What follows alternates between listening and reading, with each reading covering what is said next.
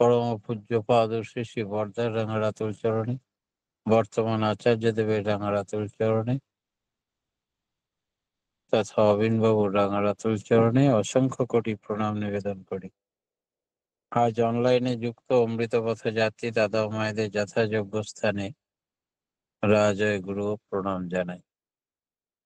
পরম প্রেমময় পরম দয়াল শ্রী শ্রী ঠাকুরের যারা আশ্রয় পেয়েছেন, দীক্ষা নিয়েছেন, বেশিরভাগ মানুষই কলিহত প্রাণ। তাই কোনো ভক্তি আপ্লুত হয়ে ভগবানের দীক্ষার জন্য ছুটে এসে দীক্ষা নিয়েছেন এমন সংখ্যা আছে, তবে কম। সাধারণ মানুষ প্রবৃত্তির বশে চলে, আদর্শ বিকেন্দ্রিক চলনে নিয়ে বিপদ আপদ তাকে ঘিরে ধরে, তখন বাঁচার তাগিদে তখন সে বাঁচতে চায় আর বাড়তে চায়, তখনই সৎসঙ্গের দীক্ষা পায়। আর দীক্ষা পেয়ে সে নতুন করে রাস্তা পায়। যতটা সে বিপদে পড়ে তত হনুমানের বাচ্চার মতো আঁকড়ে ধরে। আর তখন বড় বড় ডালপালায় তার বাবা তাকে বুকে, মা তাকে বুকে নিয়ে ঝাঁপ দিলেও সে আর ভয় পায় না, কারণ আমাদের আঁকড়ে ধরেছেন পরমপিতা স্বয়ং। সেই জন্য আর ভয় নেই। এই হচ্ছে ইষ্টধারার সার্থকতা, এবং ঠকে শেখা মানুষের জীবনে কখনো ব্যর্থ হয় না। একদিনের একটা ঘটনা বলি, তাহলে ব্যাপারটা আরো পরিষ্কার হবে। 1952 আগস্টে ঠাকুর এসেছিলেন দুমকা মন্দিরে। সেখানে তখন বেনারস হিন্দু ইউনিভার্সিটির এক প্রফেসর, তিনি তখন লেকচারার, তো বেশ কয়েক মাসের বিল অর্থাৎ পেমেন্ট পাননি তিনি। এই অবস্থায় তার স্ত্রীর যাবতীয় গয়নাগাটি ছিল সব চুরি হয়ে যায়। ছেলে, তাদের একমাত্র ছেলে, সেই ছেলেটার জন্ডিস পেকে গেছে। ডাক্তার বাঁচবে না বলেই তাকে বলেছে যে এর আশা ছেড়ে দিন, এর আর বাঁচানো সম্ভব নয়। ভীষণ ব্রেন পাজল, আর কোনো কাজ করছে না। দীক্ষা তখনও হয়নি, তবে তার এক দাদা শ্রীবাস্তবজি ঠাকুরের খুব ভক্ত। তাই দাদাকে চিঠি লিখলে যে আমি বিভ্রান্ত, বিপর্যস্ত এই কারণে, তুমি আমাকে একটু মদত করো, সাহায্য করো।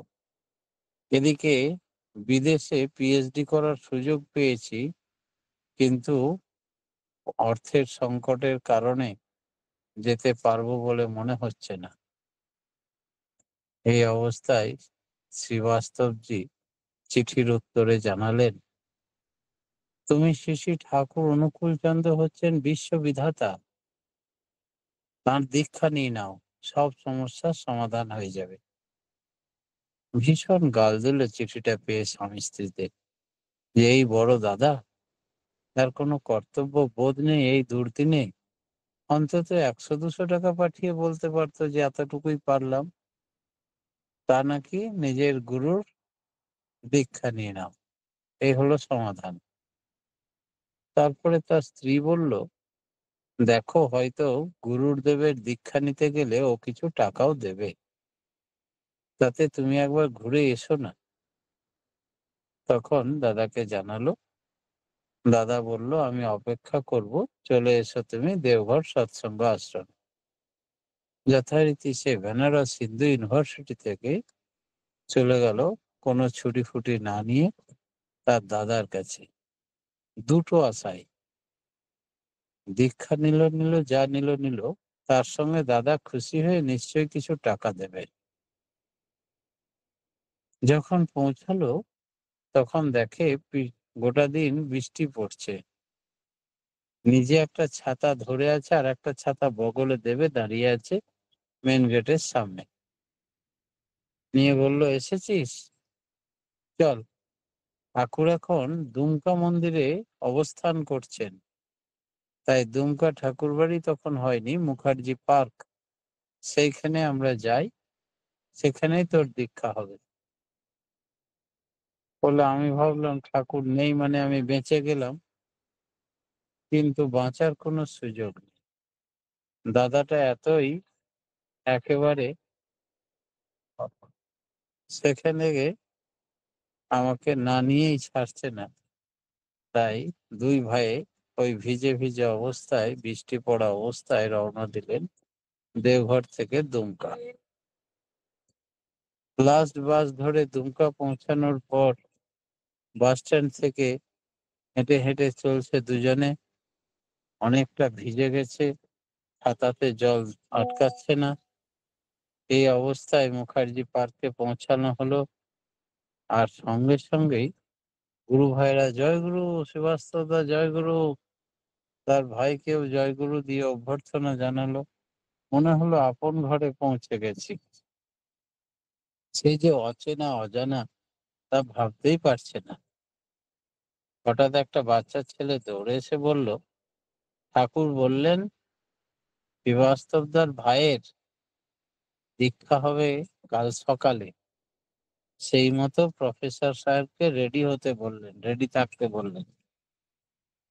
ও বাবা, যেমন গুরু তেমনি চালা। আমার সঙ্গে পরিচয় হলো না, আমাকে দীক্ষার প্রয়োজনীয়তা গুরুত্ব কিছুই জানানো হলো না। উনি জেনে গেলেন আমি প্রফেসর, আর আমার দীক্ষা কখন হবে সেটা বলে দিয়ে চলে গেলেন ওই বাচ্চা ছেলেটা।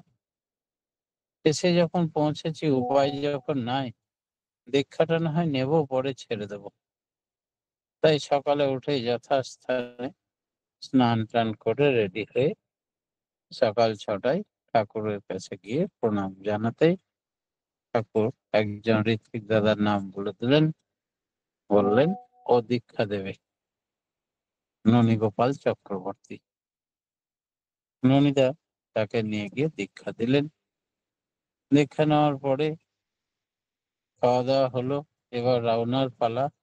রওনা দেওয়ার আগে ভাবছে, দাদার কথা মতো তো দীক্ষা নিলাম, তো দাদা এবার টাকা পয়সার ব্যাপারে, আর্থিক সাহায্যের ব্যাপারে কিছু ভাববে না? তাই দাদাকে বলছে, এবার তো আমাকে যেতে হবে, তুমি আমার বিষয়ে কিছু ভাববে না?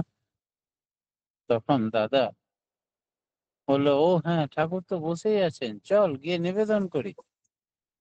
ঠাকুরের কাছে গিয়ে বলছেন, ঠাকুর, আমার ভাই আজকে দীক্ষা নিল, রওনা দেবে। ওর সমস্যার কথাগুলো জানাতে চাই। ঠাকুর বললেন, থাক। আমি ভাবছিলাম শ্রীবাস্তব অনেকদিন দীক্ষা নিয়েছিস, আমার সেবা কাজে নিযুক্ত থাকিস, আমাকে নিশ্চয় একটুও বুঝতে পেরেছিস। তুই দেখছি কিছুই বুঝতে পারিসনি। তো কেন ঠাকুর, কি ভুল করলাম? বলে, দীক্ষা নেওয়া মানে কি জানিস? যে দীক্ষা নিল তার সব দায় দায়িত্ব সেদিন থেকে পরমপিতা নিজে হাতে গ্রহণ করলেন। তাই তোর সমস্যাগুলোর কথা তুই বলবি, তবেই আমি জানতে পারবো, তবেই আমি সমাধান করব, নতবা করব না। এরকম মানে নয়। দীক্ষা নেওয়ার মানে হচ্ছে তুই আমাকে দেখবি, তোর সবটা আমি দেখবো। তুই আমাকে দেখবি না, তোর কিছুই আমি দেখবো না। কৃপা মানে করো হও পাও, না করেই যে পেতে চায়, দুঃখ তার পিছে ধায়, করাই পাওয়ার জননী। অতএব যজন যাজন ইষ্টভৃতি তুমি এখন থেকে চালিয়ে যাও। অজপা নামে করোরে নেশা, উষা নিশায় মন্ত্র সাধন, চলাফেরায় জপ, অতি প্রত্যুষে ব্রহ্ম মুহূর্তে ইষ্টভৃতি, এগুলো সব তোমার কাজ। আর তোমার সমস্ত আপদ বিপদ থেকে রক্ষা করা, সেই কাজটা আমার। তুই কি আপদ বিপদের কথা বলবি? তোর স্ত্রীর গয়নাগুলো চুরি হয়ে গেছে সেটা বলবি? না তোর ছেলেটার জন্ডিস পেকে গেছে, ডাক্তার জবাব দিয়েছে সেটা বলবি? না পেমেন্ট হয়নি, আমেরিকায় যাবি রিসার্চ করতে, অর্থাভাব, সেটা বলবি? তুই যখন দীক্ষা পেয়েছিস সবটাই সমাধান হবে নে। আমেরিকা টাকা যেতে কদিন লাগে রে? তখন বিভিন্ন রকমের মন্তব্য আসতে লাগলো। ঠাকুর বললেন, আমার মনে হয় 24 ঘন্টার মধ্যেই পাওয়া যাবে ইন্ডিকেটর দিয়ে। তারপরে ঠাকুরকে প্রণাম করে বিদায় নিলেন প্রফেসর সাহেব। কিন্তু বিদায় নেওয়ার পরেও দেখা গেল ইউনিভার্সিটিতে যাওয়া মাত্র তার হেড অফ দ্য ডিপার্টমেন্ট বলছে, আপনি ছুটি না নিয়ে হঠাৎ এরকম চলে গেলেন, কোথায় এমন এমার্জেন্সি কাজ ছিল? বলে, আমি ঠাকুরের দীক্ষা নিয়ে এসেছি, সৎসঙ্গের অনুকূল ঠাকুরের। তিনি বললেন, তিনি তো বিধাতা পুরুষ, আমরা নাম শুনেছি কিন্তু যেতে পারিনি আজ পর্যন্ত, আর আপনি তার সৎমন্ত্রের দীক্ষা নিয়েও চলে এলেন। আপনি তো ভাগ্যবান মশাই, দেন আপনার ঠাকুরটাকে একটু প্রণাম করি। বলে তার লকেটটা নিয়ে একটু মাথায় ঠেকালেন আর বললেন, আপনাকে একটা কথা বলি, আপনার ছেলের যে জন্ডিস পেকে গেছে ডাক্তারের জবাব দিয়েছিল, সেই ছেলেটার জন্য আয়ুর্বেদী এক ডাক্তার রিসার্চ করছে এই নিয়ে। তার কাছে আপনি যাবেন, আপনি নিশ্চিন্তে থাকতে পারেন, ভালো হয়ে যাবে সে। সেই ঠিকানা নিয়ে পরদিনই আয়ুর্বেদিক সেই ডাক্তারের কাছে, রিসার্চ স্কলারের কাছে যায়। তারপরে সব শুনে তিনি যা ওষুধ দিলেন, 1 সপ্তাহের মধ্যে জন্ডিস অনেক কিওর হয়ে গেল। আশার বল পেলেন। তারপরে এরিয়ারের টাকাগুলো ব্যাংকের অ্যাকাউন্টে ঢুকলো। আমেরিকায় পিএইচডি করতে গেছে। তাকে কেমব্রিজ ইউনিভার্সিটির প্রফেসর, যার আন্ডারে রিসার্চ করবেন, তিনি বলছেন, আপনি যখন সৎসঙ্গের দীক্ষিত, তখন আপনাকে আমি একটি সুযোগ দেব। বলো। শুধু একটা ডাস্ট হাতে দিয়ে বলবো, এটা কিসের ডাস্ট? কোনো মেশিনারিতে ল্যাবে টেস্ট না করে যদি বলতে পারেন, তাহলে আপনাকে আর 3 বছর থাকতে হবে না, আপনার পিএইচডি কমপ্লিট হয়ে যাবে 1 সপ্তাহে। আপনি ইউনিভার্সিটির রেকর্ড ব্রেকার হবে। কারণ বিশ্ববিধাতার তৎমন্ত্রে দীক্ষিত যিনি, সোজা করে লাগাবে, করে লাগাবে। তো এটা উনি করলেন। আর হাতে নিয়েই উনি ঠাকুরকে স্মরণ করছেন, নাম করছেন। একটু পিছিয়ে যান। নিয়ে দেখছেন যে উনি বললেন, কানে কানে কে যেন বলছে, এটা পার্ল ডাস্ট, মুক্তোর গুঁড়ো। তিনি সেই মতোই বললেন, এটা পার্ল ডাস্ট। যখন মুক্তোর গুঁড়ো বলে দিলেন, তিনি লাফিয়ে উঠলেন। উইদাউট ল্যাবে আপনি কি করে বললেন, যেটা আজ পর্যন্ত কেউ বলতে পারেন? আমি আগেই বলেছিলাম আপনি জিনিয়াস, সাধারণ মানুষের থেকে আলাদা। সদ্গুরুর দীক্ষা পেয়েছেন, সাধারণ মানুষের মতো হতে পারেন না।